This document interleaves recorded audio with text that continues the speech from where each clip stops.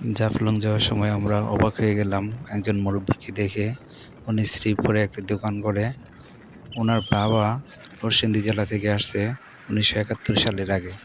ওনারা এখানে সিলেটে সেটেল হয়ে গেছে। এরকম 200 পরিবার এখানে থাকে।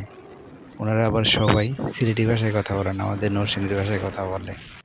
ওনারা কিন্তু সিলেটি ভাষা পারে, কিন্তু তাও নরসিংদীর ভাষায় কথা বলে। এই ভালোবাসা দেখে খুব ভালো লাগলো।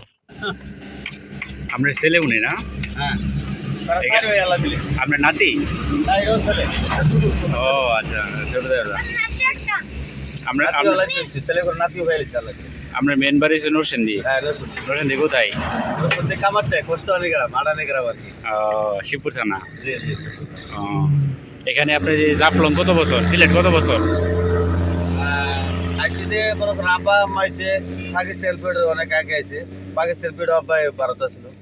ও, তাহলে মানে পাকিস্তান পিরিয়ডের সময়। ও, আপনার অনেক আগের লোক। আপনার জন্ম তাহলে তো এখানেই? জি, এখানে। এলাকার নাম কি? এলাকার নাম হইলো, এটার নাম হইলো চা বাগান, নাম হইলো শ্রীপুর চা বাগান।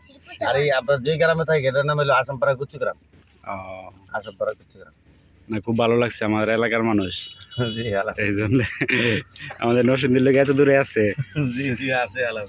আরে এত 200 পরিবার আছে এলাকা এখানে।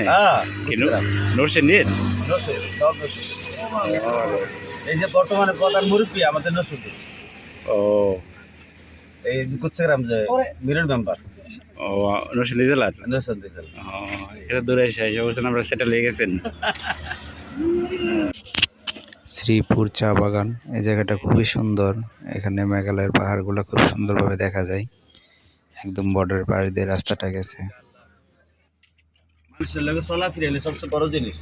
খাওয়া দাওয়া, আনন্দ ফুর্তি, এটা হলো বেশি জিনিস। আজকে না মরবো, কালকে মরবো, ঠিক কি? এখন আপনি তো এই এলাকায় জন্ম, তো আপনার বাবা আসছে এলাকায়, তাও আপনি সিলেটের ভাষা শিখতে পারেন নাই না? না, জন্ম বাবা জন্ম ছাড়বে কেউ। মানে শিখার ইচ্ছা নাই নাকি শিখতে পারেন না? শিখতে পারি তো, সব কইতে পারি তো। ও, সিলেটি ভাষা কথা বলতে পারেন? আর কয় কি আল্লাহ দিলে। গীতা কইতাম কোন। ও, সব ভাষা কিন্তু মানে নরসিংদীর ভাষাই ভালো লাগে নাকি? নরসিংদীর ভাষা জন্মস্থান কেউ ছাড়ে। যাই হোক, আলহামদুলিল্লাহ। শ্রীপুর চা বাগান না?